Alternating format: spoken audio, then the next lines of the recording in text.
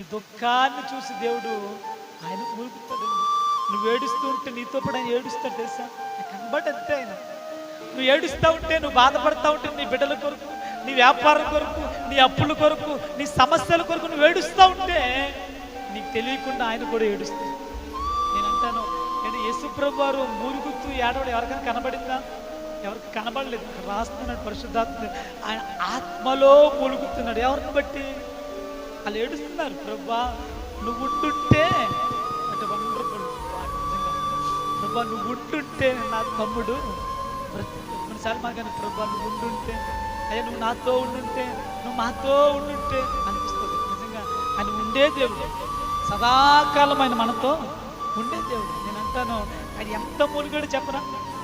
ఆయన ఎంత, ఎవడైనా చూడండి, ఎవడైనా మన ఇంట్లో ఎవరైనా చనిపోయారు అనుకోండి, ఎవడైనా వచ్చి ఆ రోజు ఏడుస్తాడు.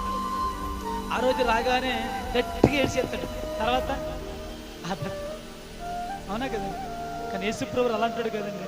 నువ్వు ఏడిస్తే నీతో పాటు ఏడ్చేవాడు, నువ్వు నవ్వితే నీతో పాటు నవ్వేవాడు, నువ్వు సుఖంగా ఉంటే సంతోషించేవాడు. ఆయన ఆయన ఒకసారి ఏం మూలగలేదండి. ఆ సందర్భంలో 2 సార్లు బైబిల్లో రాయబడిన మాట 38 వచ్చిన ఒకసారి చదవండి.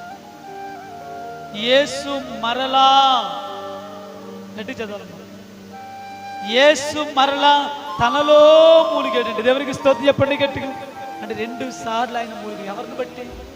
మార్తా మరియులకు ఏడుపుని బట్టి, మార్తా మరియుల ప్రేమను బట్టి. మార్తా మరియులు యేసుప్రభు అంటే వారు చాలా ఇష్టము. అందుకే ఆయన బేతనీయ వచ్చినప్పుడల్లా ఎవరికి వెళ్ళాడంట? మార్తా మరి. ఎందుకంటే కొన్నిసార్లు దైవజనుడు కొందరింటికి పదే వెళ్తారు. కారణం ఏంటంటే వారు చూసే చూపుని బట్టి, వారు గౌరవించే గౌరవాన్ని బట్టి పదే వెళ్తూ ఉంటారు. నేను ఆ కుటుంబానికి ఏదైనా దుఃఖం వస్తే, ఆ కుటుంబానికి ఏదైనా వేదన వస్తే దైవజనుడు మోకాలేసి ప్రార్థన చేస్తారు. దేవునికి స్తోత్రం చెప్పండి.